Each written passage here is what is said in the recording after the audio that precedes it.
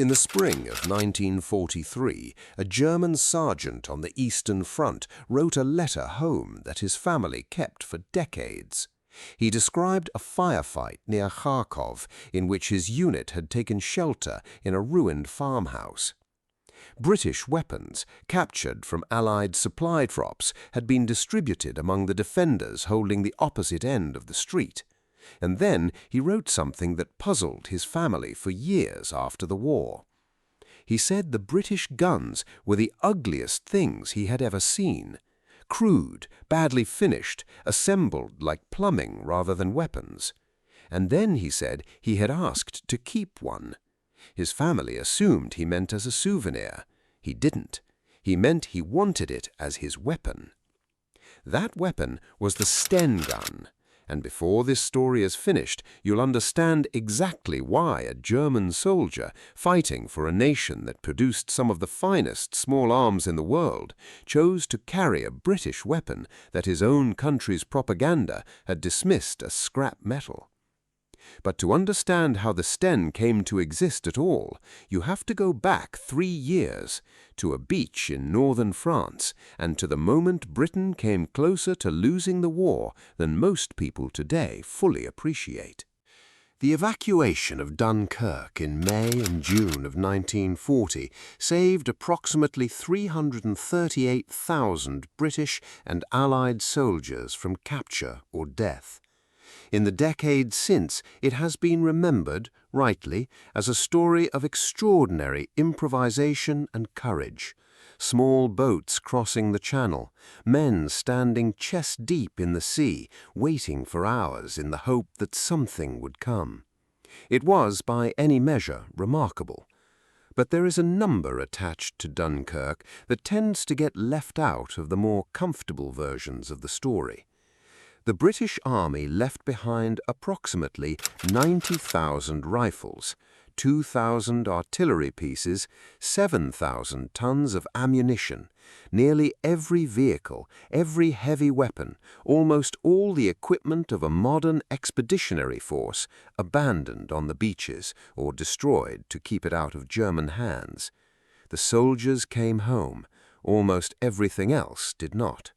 And in the summer of 1940, with German forces controlling the entire western coastline of Europe and invasion expected within weeks, Britain faced a question with no comfortable answer. How do you rebuild an army's arsenal when you have almost no time and almost no money, and the men who need the weapons might need them before the year is out? The answer they arrived at would have been unthinkable 6 months earlier.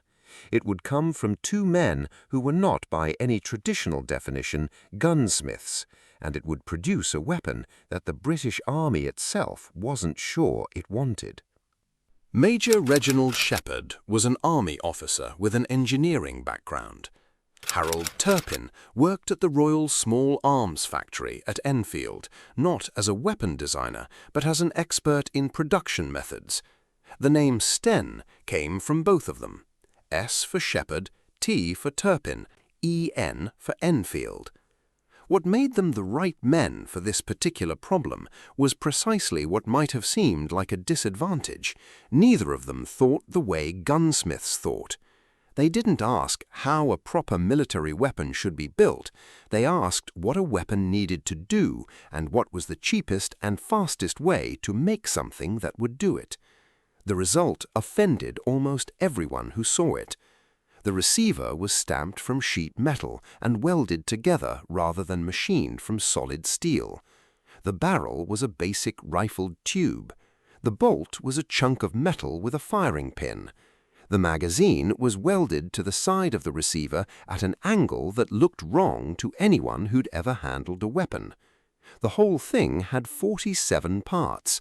A Thompson had over 100, a German MP40 around 70. A soldier could strip a Sten with no tools in seconds, and if it broke, almost anyone with basic metalworking skills could fix it. The cost difference was staggering. A Thompson cost around $200 and took roughly 70 hours of skilled labor to produce. A Sten cost the equivalent of a few pounds. Some early versions came in at 17 shillings and sixpence and took around 5 man-hours to build. A single factory producing Stens could outproduce 10 factories making Thompsons at a fraction of the cost. By 1943, Britain was manufacturing over 1 million Stens a year in facilities that had never been intended as weapons factories. One of them was the Triang Toy Factory, the same company that made children's pedal cars and tin trains. Thousands of Stens came off a production line that had months earlier been making toys. 4 million were produced in total, at a combined cost of around £8 million. For context, that was less than the development budget of many individual aircraft programs. For £8 million, Britain armed its infantry and, as we'll come to, much of the resistance movement across occupied Europe with firepower that would otherwise have been impossible to afford. But there was a problem, and it was a problem that would cost lives before anyone fully understood how serious it was. A Home Guard instructor sometime in 1941 was demonstrating the Sten to a group of assembled troops in a church hall. He wanted to show them the weapon was safe to handle, so he threw it onto the table in front of him to prove it wouldn't fire accidentally. It fired. The bullet passed between the assembled men and embedded itself in the wall. By some mercy, no one was hurt. The story spread quickly through Home Guard units across Britain. It was not the last time something like it happened. The Sten's trigger mechanism was dangerously sensitive in its early versions, and the weapon could discharge if dropped or struck with enough force. There were accidental deaths. There were men who came home from the war with a hatred of the Sten that never fully left them, because they'd watched a friend die, not in a firefight, but because someone had stumbled or tripped and the weapon had gone off. A veteran who'd served with the Chindits in Burma said years later that his uncle had laughed every time a war film showed British soldiers killing enemies cleanly with Stens, because in the jungle the things were forever jamming when you needed them most. A soldier who'd fought with the 8th Army in North Africa said the Sten was a bombardment weapon, not a fighting weapon. You couldn't hit anything with it at range. The sights had no reliable fixed relationship with the barrel. The dust got into everything. He'd dropped his at the first opportunity and picked up something else. And yet the story doesn't end there. Because the Sten, as thousands of men slowly discovered, was a weapon that rewarded those who understood it and punished those who didn't. In Tunisia, where the dust and sand that disabled more precisely machined weapons blew straight through the Sten's loose tolerances without affecting the mechanism, it kept working when other guns stopped. Men who'd cursed it in training found in the field that the very sloppiness they'd complained about was what made it reliable when conditions were at their worst. One veteran put it in a way that has stayed with everyone who heard it. The Sten, he said, was a brilliantly judged weapon rather than a good one in its own right. It wasn't built to be excellent, it was built to be adequate in enormous numbers, and in the conditions that mattered most, close, fast, brutal, adequate was often enough. Meanwhile, on the other side of the wire, something was happening that nobody in Britain had anticipated. When German soldiers first captured Stens in North Africa, the reaction was exactly what you'd expect. Propaganda photographs circulated showing German troops holding up captured Stens. "Look," the message ran, "look at what the British are reduced to, scrap metal, welded pipe, a nation that can no longer build proper weapons." The mockery was genuine and, by the standards of traditional gunsmithing, not entirely unfair. But contempt in war has a way of meeting reality and coming off worse. German soldiers who actually fired the captured weapons found they worked. The 9mm ammunition was identical to what their own MP40s used, which meant there were no supply complications. A captured Sten went straight into service.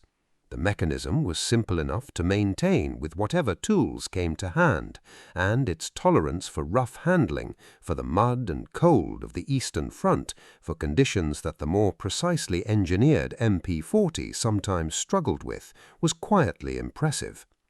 By 1943, German units were routinely keeping captured Stens rather than turning them in. German ordnance analysts, examining the weapon professionally, acknowledged something the propaganda had been designed to obscure.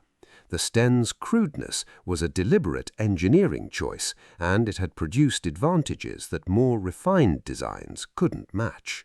And then Germany, facing its own crisis in the final years of the war, desperate, running short of everything, needing weapons fast, did something remarkable. German engineers developed a weapon called the Gerät Potsdam. It was, with only minor modifications, a direct copy of the Sten.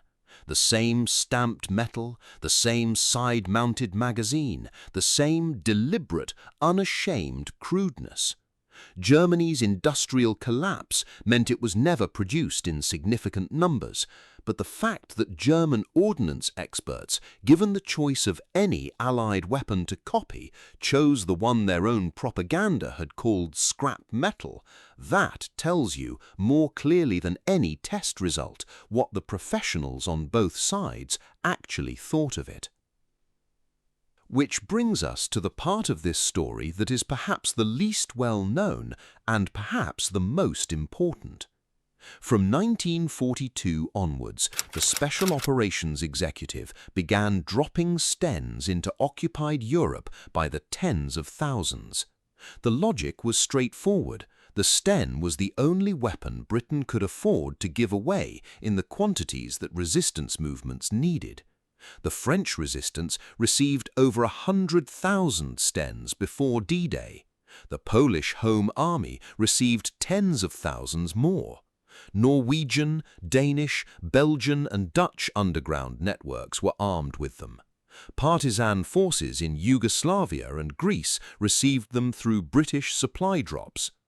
In Palestine, there was a clandestine factory operating in a space beneath a kibbutz laundry, nominally working under British Army contract, that was secretly manufacturing Stens and ammunition for the Haganah, the Jewish paramilitary organization that would, within 3 years, be fighting the British themselves for Israeli independence.